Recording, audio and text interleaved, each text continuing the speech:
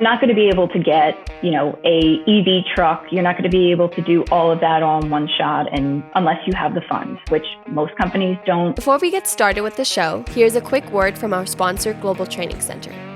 As trade compliance professionals, you want to make sure that your procedures and documentation are completed as correctly as possible to avoid any delays and possible fines. We provide a range of trade compliance courses that will fit your needs. From in-person or web training to recorded on-demand courses, we can train one or even thousands on your team through your learning platform or on our portal. We can even customize a private session for your team. Go to globaltrainingcenter.com to find out more. Hey folks, we're back for another show of Simply Trade. I was trying to figure out a way that I can kind of like just relate what I'm doing or what we're doing or how our personal lives are, how it can kind of segue into the show or whatever. But it's kind of hard on this one. It is. Well, I mean, other than I do have an electric car, so, and I've enjoyed my electric car. Oh, that's right. You've got the Mustang, don't you? I got my Mustang. Yeah. They told me I was the first one in El Paso to get it. So I'm hoping it's true because that's my only claim to fame.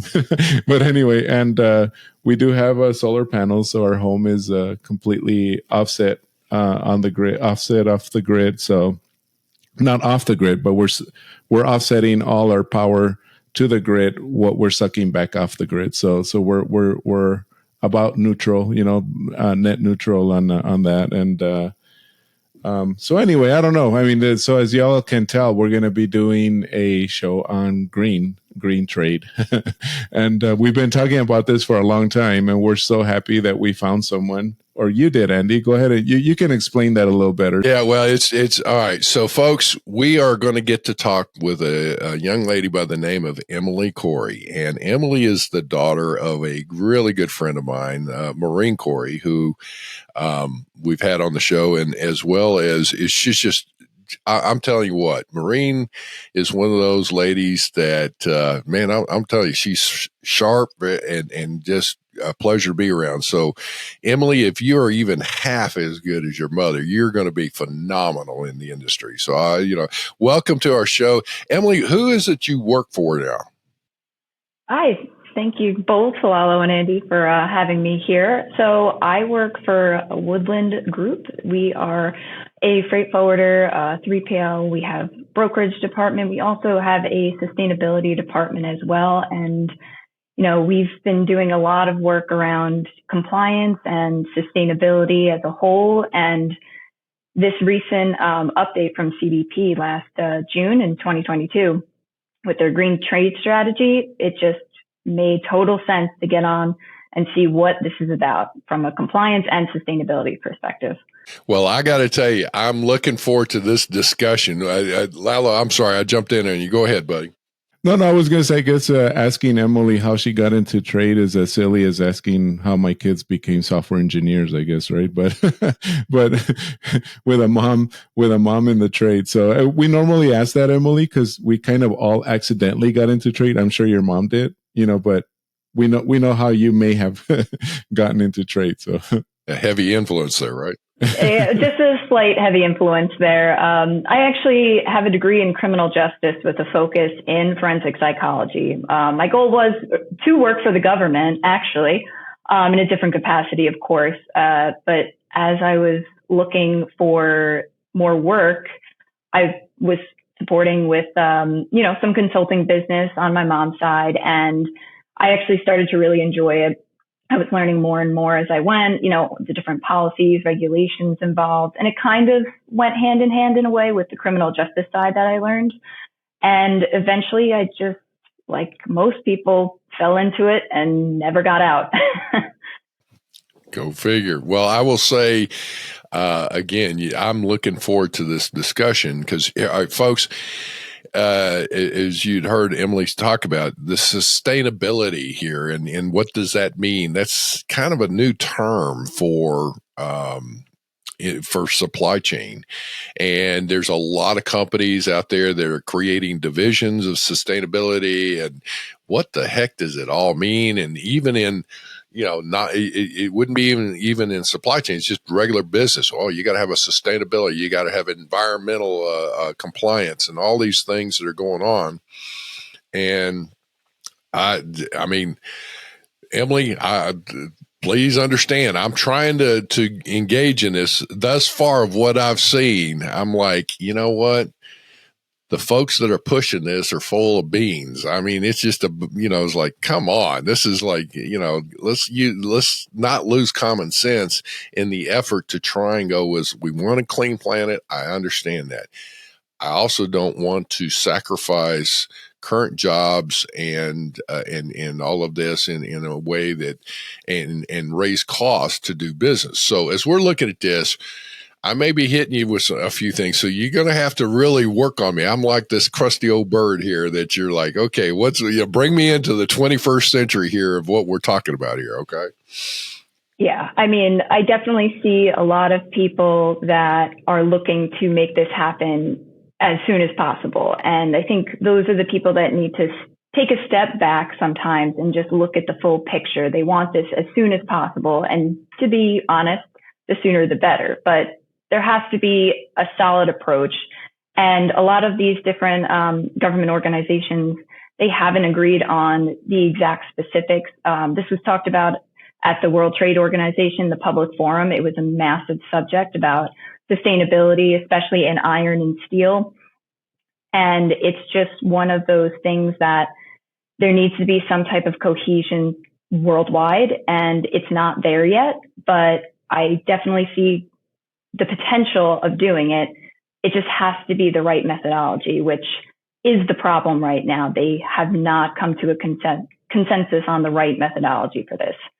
So it's definitely difficult to pinpoint. And I know there are a lot of skeptics out there. And in my eyes, this should be something similar to CTPAT program, where it's a voluntary program first, not casing every single type of regulation, making new policies first.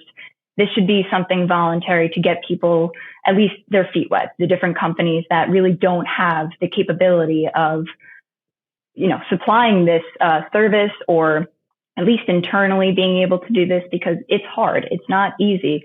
This isn't my area of expertise, sustainability, but after learning a lot more over the past year, it's not something that is simple to do, to say the least. And I don't think anybody believes it will be simple to do either.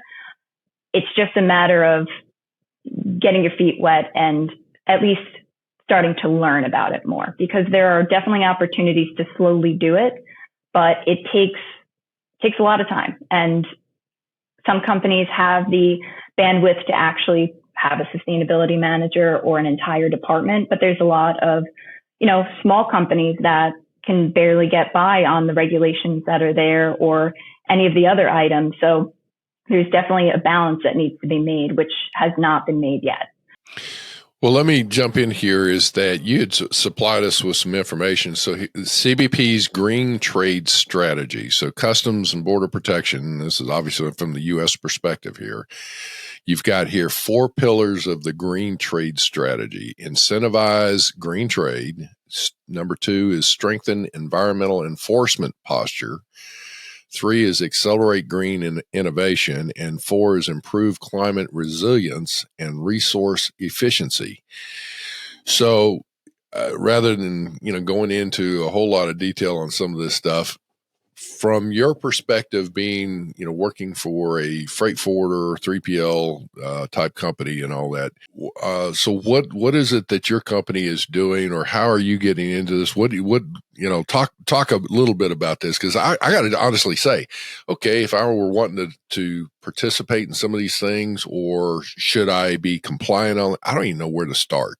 The best way to explain it is we have different sustainability models out there, right? But the general consensus is there are 3 different types of scopes for greenhouse gas emissions that are categorized in different ways. So we have scope 1, which is basically direct emissions from sources owned or controlled by the company. So, what they're manufacturing directly in their control, what they're utilizing, water, those items to build those models.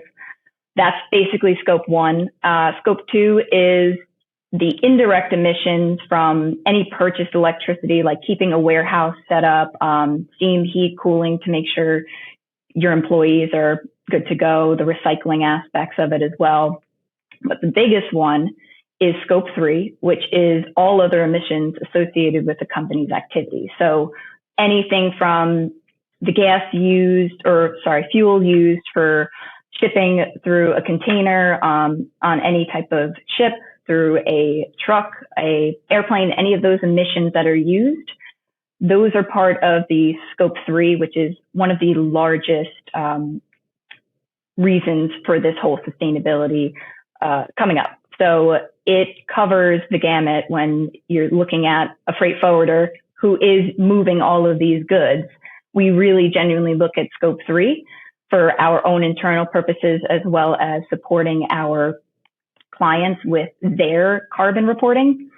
And I probably threw a lot of words out there just now of trying to explain the different areas, but looking at those 3 scopes, the biggest one for companies that are manufacturers, let's say, is really scope 1. And I would say scope 3 as well, due to the fact that most manufacturers, get their goods from China, India, anywhere other than potentially where they're located, the movement of those goods. And it creates a lot of carbon reporting that has to be done.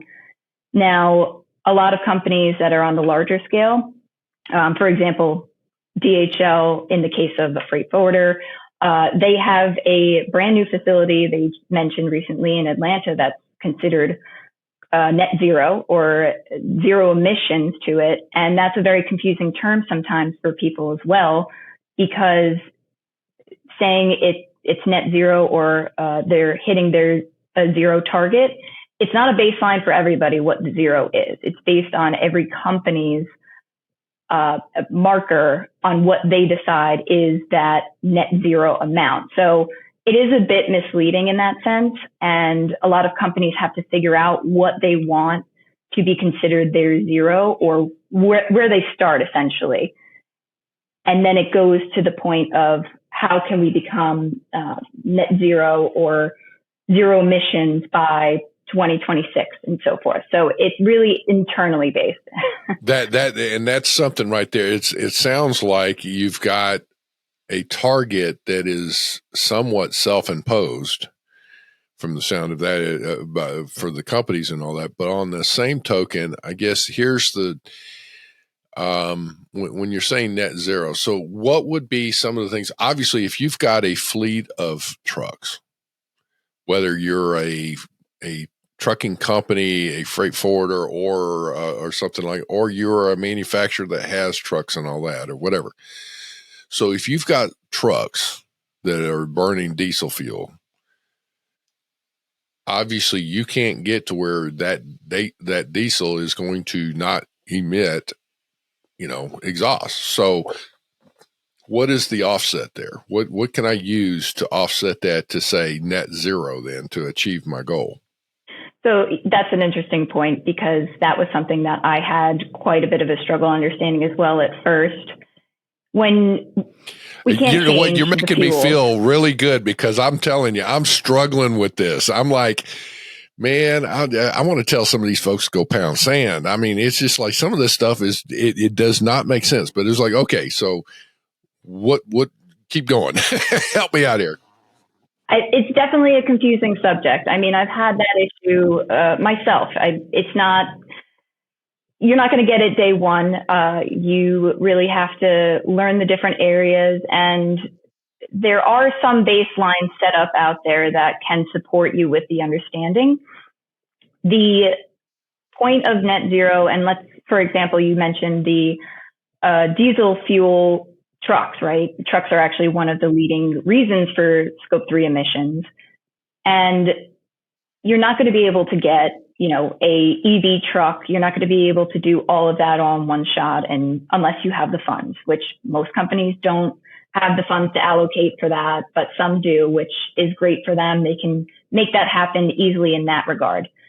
Essentially, when those situations happen where a company still has to use those diesel fuel trucks, right?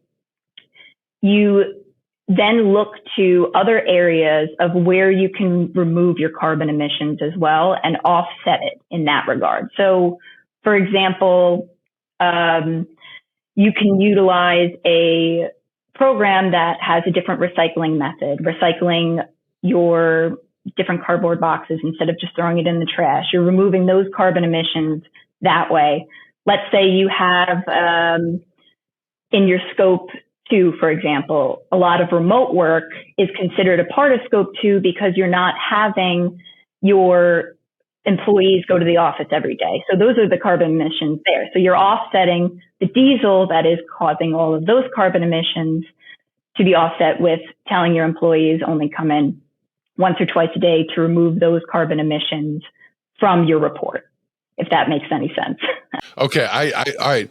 And I'm getting this. So somewhere, some group, there's got to be a bureaucratic. This is where we may mention this a little bit as far as talking about the European carbon tax that they've implemented starting October 1st. So it's already started here. There is some bureaucratic group somewhere that is apparently saying, okay, so let's just say this: employees that are coming in, they're working 3 days a week in the office. So 2 days a week, they're out of the office working remotely. How do you calculate that? Who comes up with the formula or whatever to say, oh, okay, does a company have to look at your home zip code to their office zip code and calculate how far that is and say, okay, I can get X dollar or X carbon credits for so many miles or something? Yes. So there are a lot of different sustainability calculators, or carbon reporting calculators, I should say, that we actually did do this here at Woodland, where we got the information for the most part from everybody, what their zip codes were, exactly what you just mentioned, looking to see from the office to where they are home based and seeing what those levels of emissions would be. Granted, there can be, room for error or, a area of room, I guess, like I said, to make sure that it's not, it won't be an exact number. Well, yeah, I mean, you're going to be ballparking in this. I mean, I get that. Okay. So it's a guy, but so where do you go to look and see this calculation? I mean, you're saying, so this is what's getting me. There's nothing concrete on this. This is like grabbing up a handful of dry sand in your hands and running down the beach and trying to keep it all the grains together, or granules together as you're running down. You're going to be losing. So it's like it's all over the place here. So yeah, it's definitely a lot. I mean, there are different companies and that handle these types of things. For Woodland Group, we work with a company called EcoVadis or Bardis, depending on how you want to say it. And they are basically a sustainability rating company. So they have their own calculations that they'll provide you. There's a UN Global Impact Compact group. There are ISO certifications for environmental management. There's quite a few other ones, but this goes back to what I said earlier, the decision of, global sustainability calculation. So there are, I can't name them right at this moment, unfortunately, because there are so many. There are a few in the EU, and I believe the World Trade Organization is looking to develop a specific calculation to be utilized worldwide. What those look like at the moment, I do not have on me, but that is something that we could always talk about again when I have it or when it comes out. I don't believe it came out as an official document yet or regulation, but they are working on it. Again, that's exactly what was discussed during the World Trade Organization Public Forum this year. So there's a lot of different areas for these calculations. All right. So all right. So let's stop for a second because there's a couple things, and I want to clarify something here. I'm not trying to put you on the grid to trying to defend all this. You're just dealing with this. I mean, you may be supportive of it or the intent, but on the same token, my questions, there's no doubt I'm somewhat cynical. So forgive me if it comes wrong, and forgive me, folks and listeners. It's like if I come across as being pretty obtuse about this. I don't mean to be disrespectful. I'm just like, I'm not buying what people are selling here. It's like the problem is that policies and additional costs and things are being slammed down everybody's throat on this, and it's not set in concrete. It's not, it's like, it's like the goalpost keeps moving, and people are trying to go there. And like you said, there are people that seem to be in key positions, Europe and US and around the world, that are pushing this agenda that they're trying to do it extremely fast, trying to get everybody up. And it's like, you know what? With all due respect to it, it's unrealistic to think we can truly get to net zero emissions. You're going to have situations there. So then I'm hearing, okay, the offset. Well, there you go. It's like, great. One of the excuse me, folks. One of the things that I did not realize that you just hit on, so that is that there are service providers that apparently are in that have these environmental measurements or guidance and all that you need to reach out to if you're going to start looking at this. Yeah, absolutely. At the Green Trade Innovation Forum, there were quite a few companies actually that had different modules for, sustainability purposes. Some of them were related back to traceability, which is a topic that's very difficult for a lot of companies right now, including for forced labor purposes. And if they are a CTPAT member, that's also a part of it as well. It was actually remarkable how many different companies had different modules, but that goes back to the problem again. Which one do you choose? How do you know this is the right one? And what will you do to make sure you can actually compete with other companies that might have those different modules too? It's again, not a one size fits all right now. There's still no clear path, like you mentioned, Andy, and it's clear that they want to figure out this path, but there are so many different avenues that the EU, UK, they've been looking at that they still themselves haven't come to a consensus to. So it's a bit of a limbo, I would say, right now in what will happen in the future, whether it be policy related, volunteer programs like CTPAT. During the Green Trade Forum, that was actually my point of comment for the green trade strategy, is that this is a very complicated area. The best way to move forward is to try out a type of voluntary program with a similar setup to the CTPAT program, where it's not a requirement, but it gives companies the opportunity to try out and see if they can actually become sustainable in the future that any type of policies or regulations come into place. Reward them if they do comply, and they have. I mean, that's what CTPAT does. They'll give you front of the line privileges. They give you,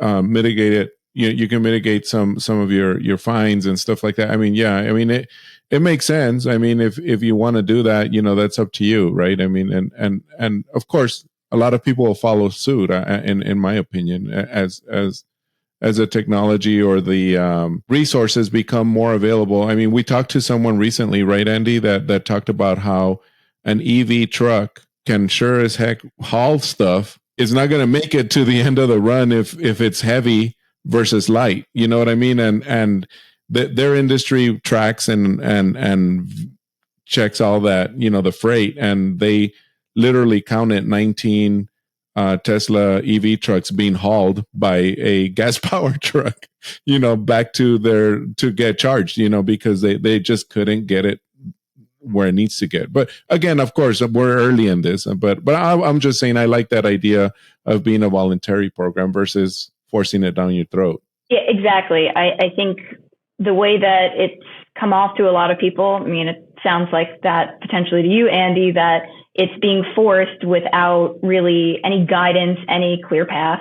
And having a type of voluntary program gives companies the opportunity to benefit from sustainability options while not, pushing and spending money on sustainability or carbon reporting or ESG targets that they genuinely cannot meet yet, it makes better sense for, the trade community to go with a voluntary route first, rather than just pop these policies in place and decide that, okay, we're going to fine anybody who can't, meet these requirements, or this puts companies out of business in a way because they can't meet those. You can't meet the request. And that's where I'm like, okay, so I mentioned this earlier. It's Europe has implemented their October 1st. They implemented a carbon tax, if you will, on goods that they determine have not been manufactured in a green environment, if you will, or whatever, a green initiative. So there is a group within Europe that appears to have, or are still working it out. I don't know, but they've implemented this. And understand, I look at this as a non-tariff trade barrier. Why? Because it inflates artificially the cost of goods by adding a tax that some group has said, some bureaucratic group has said, oh, that's coming from the U.S. or that's coming from Canada or that's coming from Italy, or well, that's Europe, or from some other location. This widget was not manufactured in a green sufficient manner that we agree with. So here's a tax. So if you're in the U.S. and you're trying to export your goods out, it could be voluntary or not in the U.S. regarding some of this. But then if you're going to do business, at least in Europe and other countries around the world that are doing the same thing, you have to have some kind of measure here to say, oh, yes, we are green and here's how we're doing it. And you've got to be able to put together sufficient reporting so that it can defend your position on whatever, so you can minimize or avoid additional taxes on your goods. Would that be a pretty fair statement there? Yeah. And what, luckily with CBAM right now, they just put into place the reporting of companies' emissions into the EU. Luckily, the taxing doesn't begin until January 2026. So essentially, this point, the EU is looking for people to figure out their reporting mechanisms, how they're going to have that traceability, specifically for manufacturers. This isn't covering so much scope 3 of the transportation, but more so how these goods are manufactured, like steel, iron, aluminum, hydrogen, fertilizers, and other energies.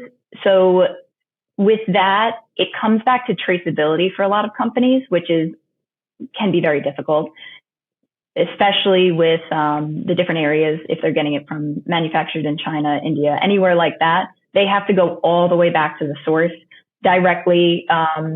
There's some traceability models that I actually did have the opportunity to see during the Green Trade Strategy Innovation Forum that showed how they can go all the way to the seedling that was planted exactly when. Now, how feasible that actually is, I'm not going to say, because I don't actually know if that's genuinely feasible.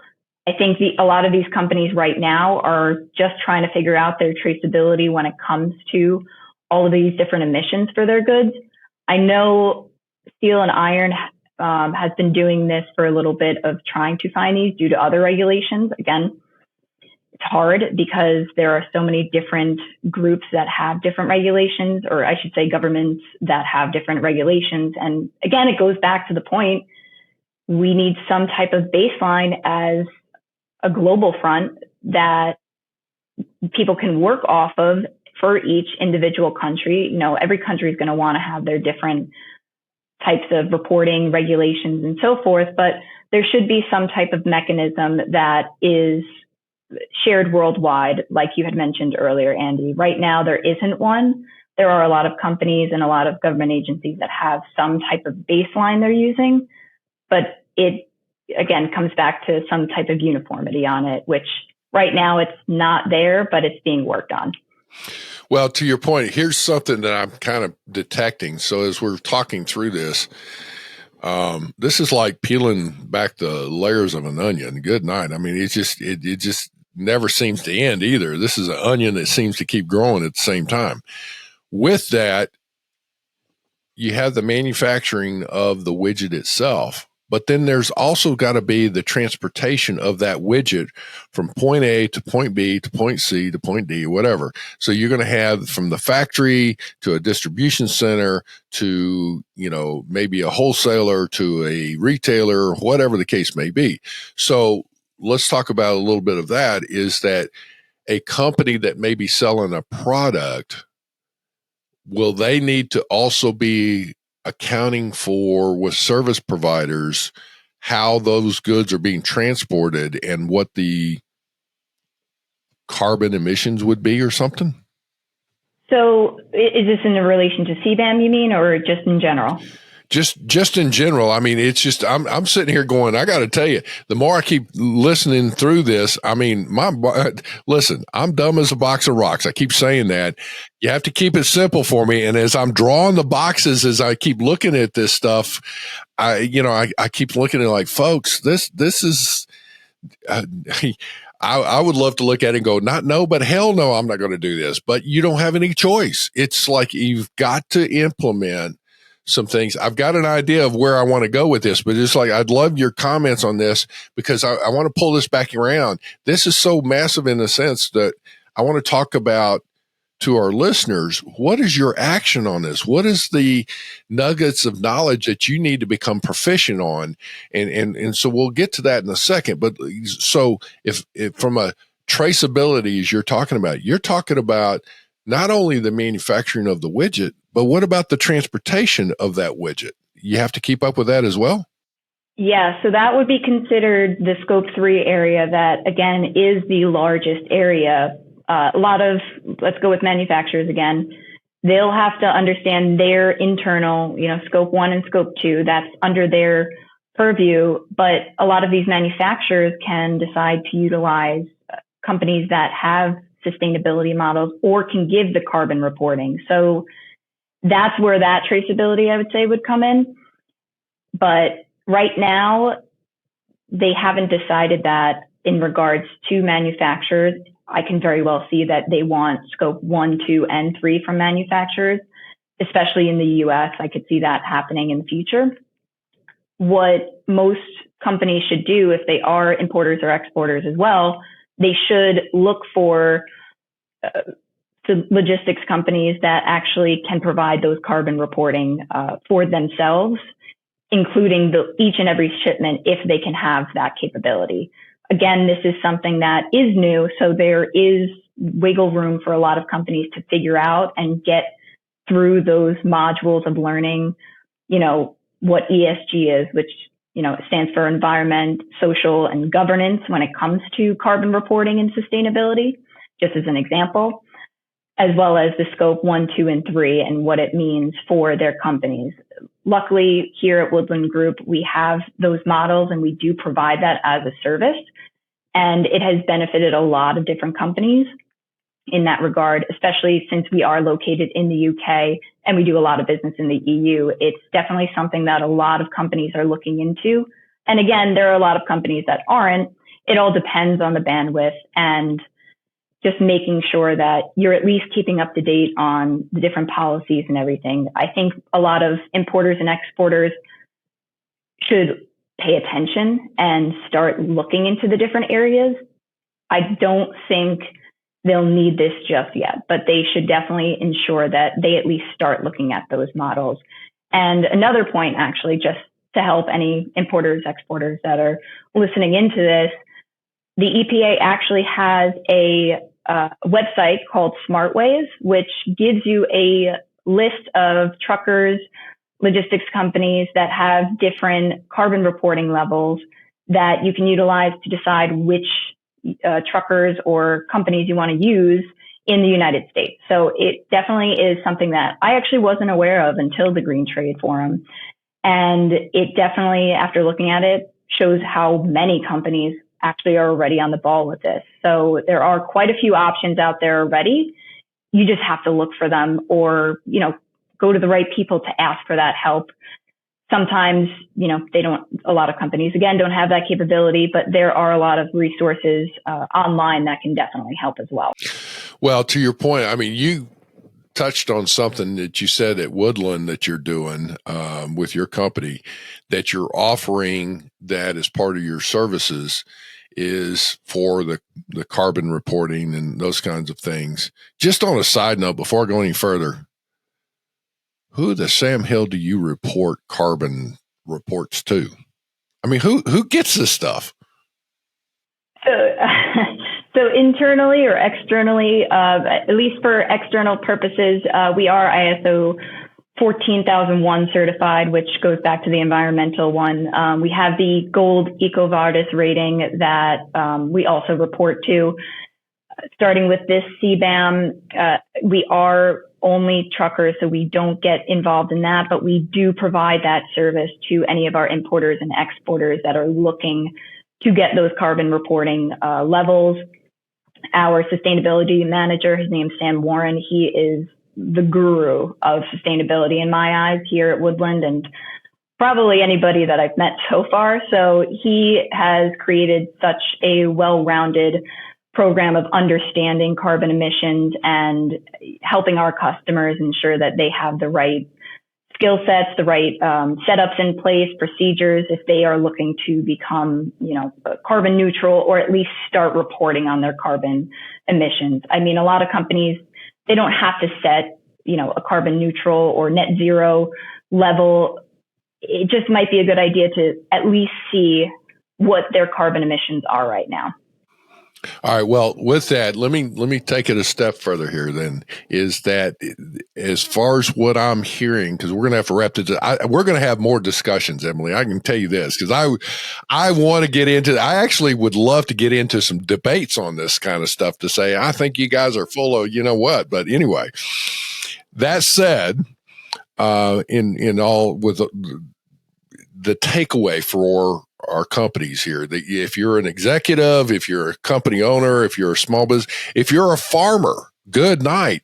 Farmers, agriculture, you really need to be listening to this from your perspective, because whomever's going to be able to go ahead and incorporate into your daily business, in your operation, I'm talking again, companies and farmers and all these things, you're going to have to figure out how to deal with whether you support this carbon reporting or not. You got to deal with it because regulations there are some folks that, with all due respect, I think they've lost their head, but it's like, okay, they're shoving this down our throats.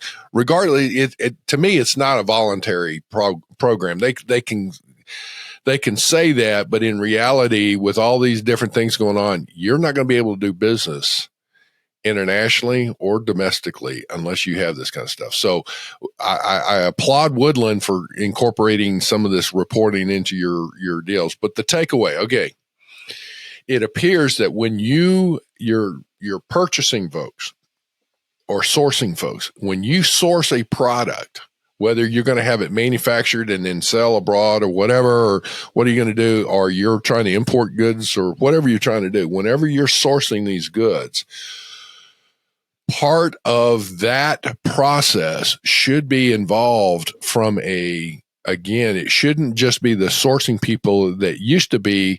They're looking for bigger, better, faster, cheaper. They're looking for just the cost of manufacturing that widget and be done with it. You better look at this holistically and look at it from an import-export compliance and environmental compliance, I will say, sustainability, environmental, whatever. Look at vetting this from a, denied parties or restricted parties screening, the forced labor Prevention Act type screening. Then there you get to the cost of the goods and how it's done with all this stuff. So in that, you're going to need to have people from different departments look at vetting a specific product and vendors as you're looking at that. So then you have to incorporate the cost of the goods, where they're coming from, and then the transportation thereof, and then take it to the next step of the delivery to your end customer.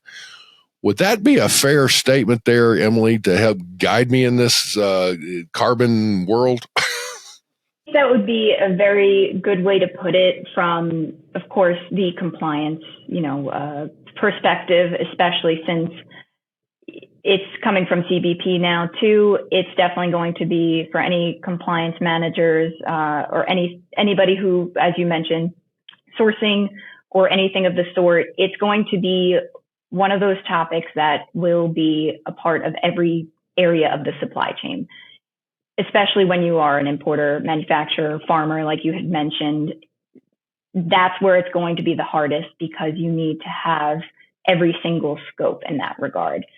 Some freight forwarders, they might support like Woodland does, and they only really have to do scope 3 and small bits of scope 1 and 2 for themselves. The hardest part will be for the manufacturers and the importers and exporters for scope 1 and 2, specifically scope 1. And yeah, I think what you just mentioned was right on, and it's just going to be a part of the trade moving forward. No matter what you want to say, if you don't want to believe it, it's coming, it's going to happen. There are multiple regulations that are just waiting for the final rule. There's one from the SEC as well. California just posted one regarding carbon reporting as well. So just be prepared. Well, all right. So let's keep looking at this. I mean, we're going to need to wrap this up for this particular show, but I will say that I see where you're going in looking at it. But let's say again, let's go back to the agriculture as well as truckers. The scenario there that is from an agriculture, you're going to have your farm equipment. So to me, it would be one of those, I guess you would have to have a choice that how much fuel are you utilizing and keeping up with that, or the number of hours that your equipment is running. So you have to look at that. And for burning fuel. The other scenario there is like, for example, pesticides. And I guess you even talked about, the seeds. Where did the seeds come from? I guess you'll have to find out that source to see what they went through to harvest those seeds and create that. But in looking at it, at least the two things that the most prevalent would be, the number of hours or fuel burn. That's an option. And the number, the gallons of let's say pesticides you're using in that role, then is like, then when you harvest it, I guess you'd have to look at it and say, now let me divide the number of fuel burn and pesticides and whatever I've used, fertilizers, across. Oh, that's the third thing is pesticides and fertilizer across the crops that you harvest, and come up with, okay, this is my carbon contribution, whatever. The other scenario would be on truckers and trucking firms. Same thing. Are you going to use the number of hours that the tractors are running? Are you the amount of fuel that you actually burn? So, it may be easier to look at that and then look at, well, you've got to somehow keep up with the number of miles. So, you look at the number of gallons of fuel that you have ordered and kept up with versus the number of miles. And then translate that into, do you do that by per pound of what you're hauling to, I don't know. I mean, this is like the complexities here is like, it boggles my mind. So I don't know. That's one of those, is that what you're looking at Woodland there? Or is how do you, with what you're offering, you're looking at number of carbon emissions per mile or per pound or what? So we looked through a lot of different areas, and it's really the carbon emission. So I would say more so, how many miles are taken, let's say, for the trucks, and what fuel is being used. Do we use any type of more sustainable fuel in that regard? Granted, those are not as readily available, and they can become more pricey, but then it brings your carbon reporting or brings you to your targets for the carbon reporting, let's say. In that regard, it really comes down to all the different areas of the emissions that you're having.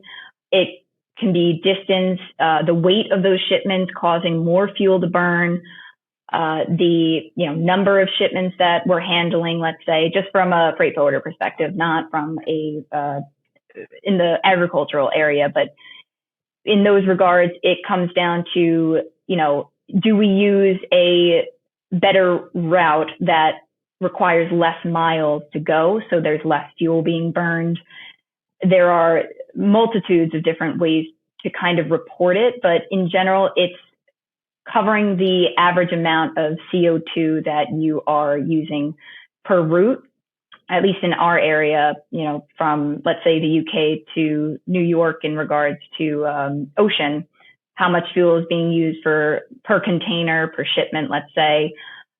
It can vary. So it's not always, unfortunately, it's not always a straight answer. I know you want a straight answer, Andy. It's a case-by-case basis, I would say. But for the most part, in general, it's, the emissions breakdown from the different routes that you choose, the energy you're using, even the type of truck you're using. Is it a more, not just EV, but let's say, is it a hybrid, or is it an older model that really burns through fuel a lot more than other ones? And those are things that maybe right as you get, let's say, a sustainability audit, you can see, okay, maybe I can get rid of one or two of those trucks and get a new one that has more mileage to the gallon, just as an example. And then for, let's say, a farmer, you mentioned pesticides and fertilizers. There could be potential that there are fertilizers that they can utilize that aren't as harmful to the environment.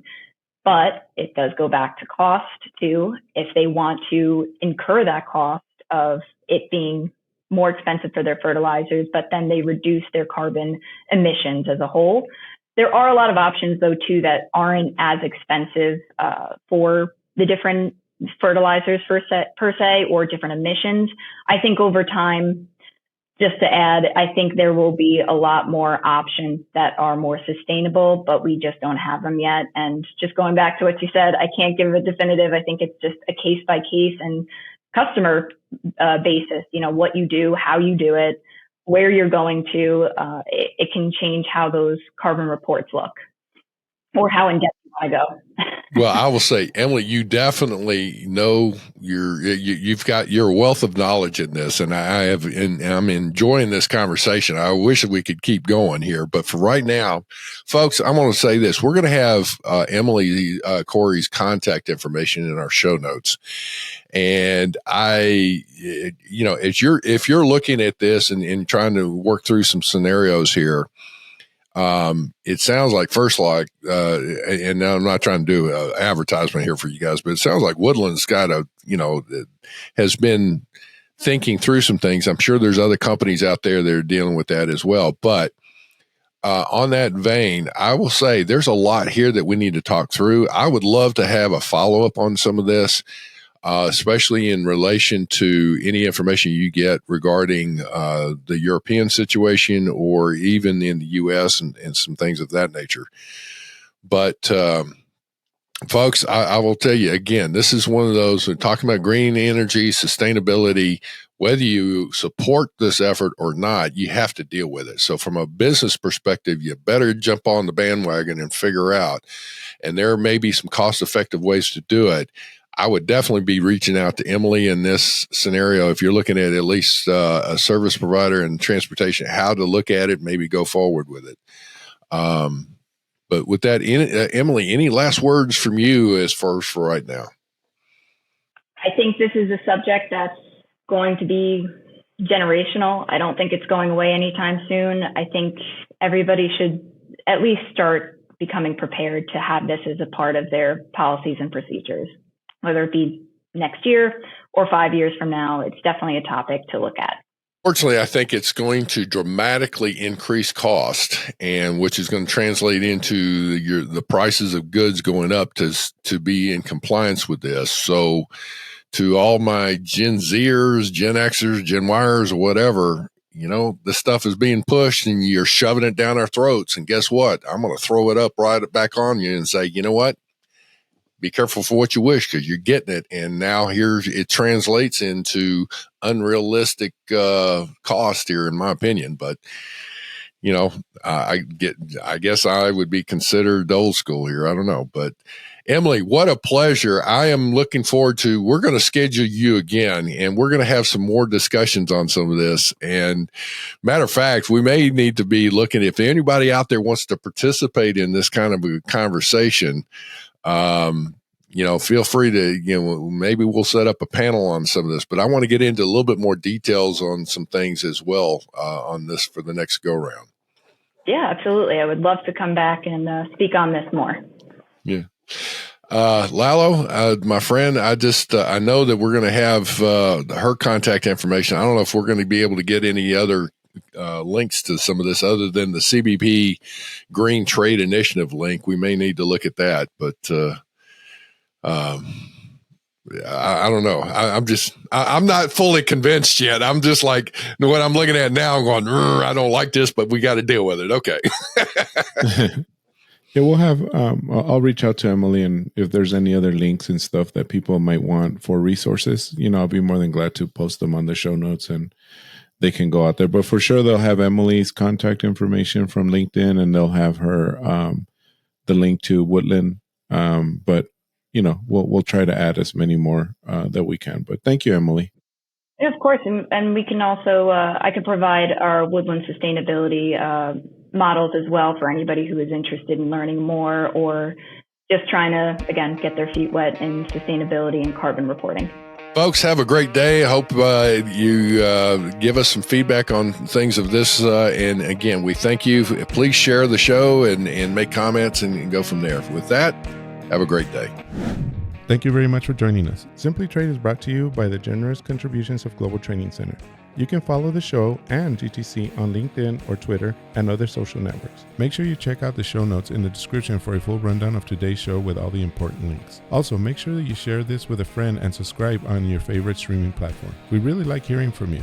If you enjoyed the show, make sure to rate and review wherever you listen to this podcast. If you or someone you know would like to be a guest in the show or would like to sponsor Simply Trade or suggest any topic you would like for us to discuss, please contact us via email at simplytrade@globaltrainingcenter.com, or you can DM us on Twitter at simplytradepod. Thank you again for the privilege of your time. Happy trading. Simply Trade is not a law firm or an advisor. The topics and discussions conducted by Simply Trade hosts and guests should not be considered and is not intended to substitute legal advice. You should seek appropriate counsel for your own situations. These conversations and information are directed towards listeners in the United States for informational, educational, and entertainment purposes only and should not be substituted for legal advice. No listener or viewer of this podcast should act or refrain from acting on the basis of information on this podcast without first seeking legal advice from counsel. Information on this podcast may not be up to date depending on the time of publishing and the time of viewership. The content of this posting is provided as is. No representations are made that the content is error-free. The views expressed in or through this podcast are those of the individual speakers, not those of their respective employers or Global Training Center as a whole. All liability with respect to actions taken or not taken based on the contents of this podcast are hereby expressly disclaimed.